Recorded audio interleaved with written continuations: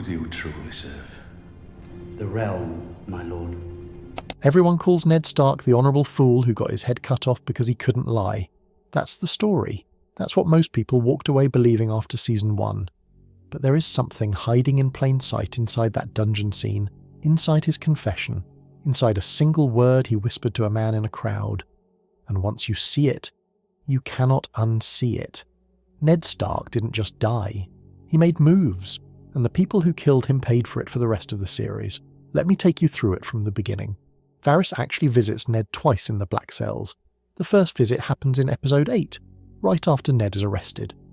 Varys comes disguised as a jailer, carrying a skin of water, and he lays out the situation bluntly. Ned's household is dead, Arya has escaped but no one can find her, and Sansa is still engaged to Joffrey. He also confronts Ned about warning Cersei before striking, calling Ned's mercy the very thing that killed Robert. That first visit is really Varys sizing Ned up and establishing the terms of the situation. The second visit comes in episode 9, right before the execution. This is the one most people remember. This time Varys tells Ned that Robb is marching south with an army, and that Sansa has already gone before Joffrey in open court and begged for Ned's life. Then he delivers the deal: confess to treason, swear loyalty to Joffrey, tell Robb to stand down, and Cersei will let Ned take the Black and join the Night's Watch. Now here's what most people miss. Varys was already at the Great Sept before Ned arrived for the execution. He was there because he genuinely believed Ned would be sent to the Wall. The show's own wiki confirms this through Euron's account. Varys had contacted Euron ahead of time, told him Ned would be allowed to take the Black, and that Ned would be travelling north with Euron's group of Night's Watch recruits. Varys had brokered what he thought was a clean exit, which means Varys wasn't acting on Cersei's orders when he visited the dungeons. He was acting on his own calculation. He needed Ned alive and neutralised, not dead and martyred. Because Varys, who claims to serve the realm, understood something Cersei and Joffrey did not. A dead Ned Stark was worth 10 times more to the north than a living one rotting on the wall. So when Varys sits across from Ned in that dungeon, he's not there to help the crown. He's there to contain the damage, and here is where Ned surprises him. In the book, George R.R. Martin writes Ned's dungeon chapter from inside his head. Ned is not despairing in the dark, he's thinking. He's feverish and in pain, but his mind is still working. He knows he played and lost, but he also knows he still has a few pieces on the board. He has Sansa, he has Robb's army in the field. He had already sent a letter to Stannis before his arrest, laying out the truth about Joffrey's parentage. The letter was carried by his guard Tamard, but in the books it was intercepted, taken from Tamard's body after the massacre. In the show, that letter does reach Stannis, and he uses it in Season 2 to declare himself king. Either way, Ned had already played that piece before he ever reached the dungeon. During the first visit, when Varys asks what madness led Ned to warn Cersei before striking, Ned says it plainly. He calls it the madness of mercy. He had hoped to spare her children. That one line is honest and self-aware in a way people often skim past. Ned already knows his mistake. He isn't defending himself, he's accounting for himself. Then he asks Varys who he truly serves, and Varys says, the realm. Ned doesn't challenge that, he files it away, because right there, in that exchange, Ned learns exactly what Varys is and what Varys will and will not do.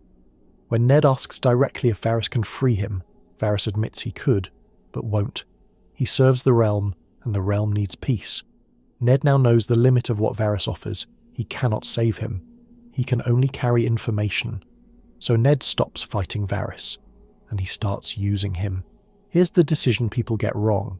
When Ned agrees to confess, most viewers read it as surrender, honour cracking under pressure, a good man finally giving in. But look at what Ned actually says. He doesn't say he'll confess because he's afraid. In the second dungeon scene, episode 9, it's Varys telling Ned that Sansa went before Joffrey's court and begged for his life that finally moves him. Not fear of the sword, not personal survival. His daughter got on her knees in front of the Boy King and begged for him, and she is still in that castle, and if Ned refuses and dies cursing Joffrey's name, Sansa pays the price. So Ned makes a calculation. A cold, clear, deliberate calculation. He will confess. He will name Joffrey the rightful king. He will give the Lannisters the public humiliation of his false admission, and in doing so, he will try to protect both of his daughters. That is not the behaviour of a man who lost the game. That is a man who finally started playing it. Now pay close attention to what happens at the Sept of Baelor, because the sequence of events is the most overlooked part of the whole scene. Ned is brought through the crowd in chains. He scans the faces around him, and as he is dragged through, he spots Arya. She has climbed up onto the pedestal of the statue of Baelor the Blessed to see over the heads of the crowd. She is completely exposed. If the gold cloaks or any Lannister man recognises her, she dies or gets captured. Ned just found a second daughter in danger. In the same instant, he spots Euron, the Night's Watch recruiter who had come to King's Landing to collect criminals and debtors for the Wall and who had met Ned before. The Starks had a long relationship with the Night's Watch, so Ned, in chains, being pushed through a hostile crowd, passes Euron and says one word, or two, depending on the account. He mutters Baelor as he passes, then twists back and says it again, quietly enough that the guards around him don't pick it up. But Euron hears it, recognises it as the name of the statue Arya is standing on, looks up and sees her. That single word, delivered while walking to his own execution, saved Arya Stark's life. Euron grabbed her, held her still, covered her view, and kept her from running into that crowd. Without it, Arya pushes through to her father. She's a girl carrying a sword in a crowd loyal to the crown. She gets cut down or captured, and everything that follows, Braavos, the Faceless Men, the Night King's death at Winterfell, none of it happens. Ned did that while in chains, while about to die. That is not an accident. That is the mind of a man who is still fighting with every tool he has left. One small note worth flagging here. In the books, George R.R. Martin does not specify that Ned signalled Euron at all. Euron appears to find Arya in the crowd more by chance. The Baelor signal is a detail the show added, and it is one of the best things the show ever did because it makes the execution scene even more about Ned's last act of fatherhood, rather than just his death. Ned says, "I am Eddard Stark, Lord of Winterfell and Hand of the King. I come before you to confess my treason in the sight of gods and men." Everyone who knew Ned Stark, every lord who had ever met him, every northern bannerman, every person in the Seven Kingdoms who had spent 5 minutes in the same room with this man, knew that Ned Stark did not lie. His reputation for honour was not just personal, it was political. It was the cornerstone of everything House Stark stood for. Eddard Stark did not betray kings. He did not plot murder. He did not seize thrones. So when he stands on those steps and declares himself a traitor, what does that actually communicate to everyone who knew him? It communicates that the Lannisters forced him to say it. Every Northern Lord hearing that confession knew it was false. Every man who had fought with Ned in Robert's rebellion knew it was false. Robb Stark, who was in the field with an army at that exact moment, knew it was false the moment the words reached him. And what does the North do when Joffrey executes a man who confessed under duress? The North declares him the king in the North. Greatjanumber stands up at the War Council and says, "Why should they rule over us from some flowery seat in the South? What do they know of the Wall or the Wolfswood?" And he pulls out his sword and names Robb Stark the king in the North. House after house follows. The confession that was supposed to humiliate the Starks and pacify the North does the exact opposite. It turns the North into a nation. Tywin Lannister calls the execution madness and stupidity. Those are his exact words. He says it to Tyrion's face, admitting Tyrion was right that Ned alive could have been used to broker peace with Winterfell and Riverrun, which would have bought them time to deal with Renly and Stannis separately. Tyrion, for his part, says it would haunt our family for a generation. Even Cersei in the show's later seasons muses during her Walk of Atonement that Joffrey made a catastrophic mistake. Had Ned been sent to the Wall, the North would not have gone to war, and Tywin could have dealt with Robert's brothers one at a time. But Joffrey was a child with a sword and no one to stop him, and in overriding his mother, in ignoring Varys and the High Septon and everyone who begged for mercy, he triggered the war that ultimately destroyed his entire family. Let's be precise about what Ned set in motion. Not because he planned every detail, he didn't.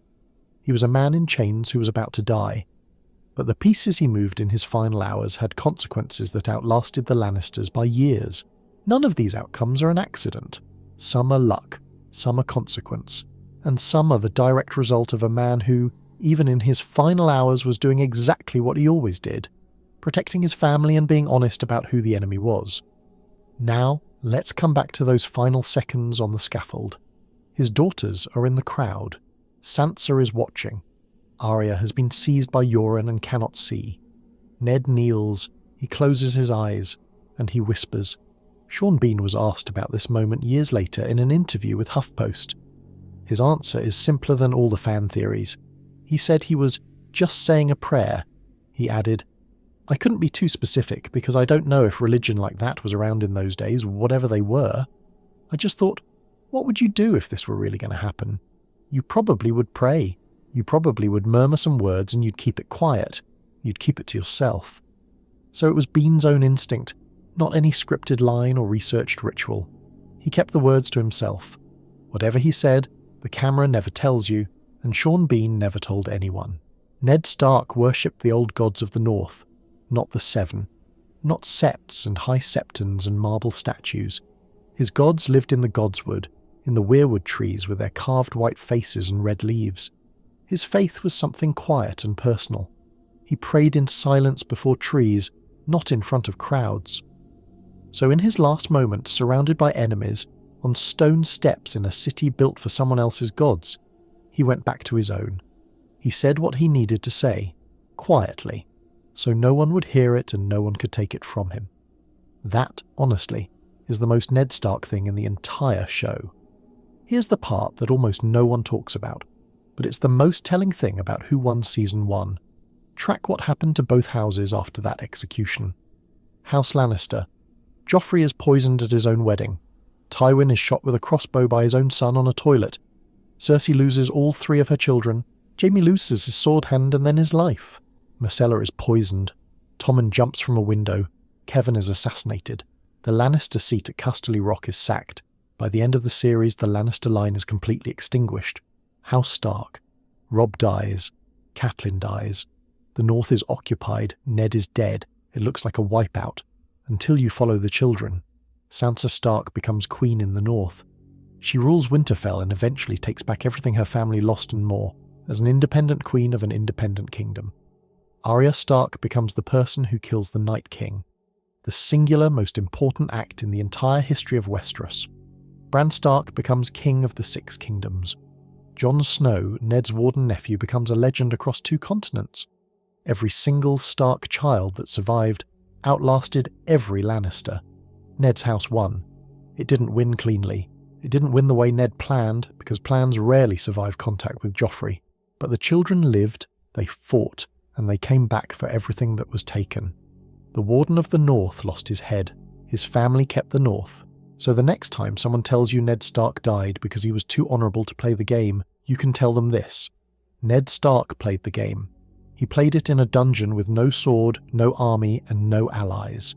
He played it with the one thing no one in King's Landing could take from him, his reputation, which he turned into a weapon by voluntarily destroying it in public. He played it in a crowd with a single word that saved his daughter's life. He played it on the scaffold with a prayer his enemies never understood, and his gods had no reason to doubt. He didn't win on the day he died.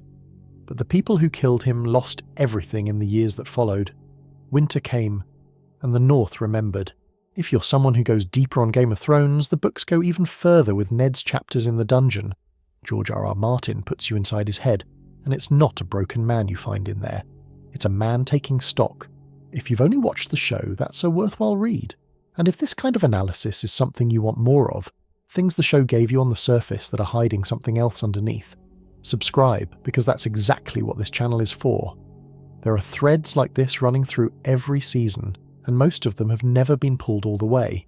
Hit subscribe, leave a comment with what you think Ned was actually thinking in that dungeon, and we'll get into the next one.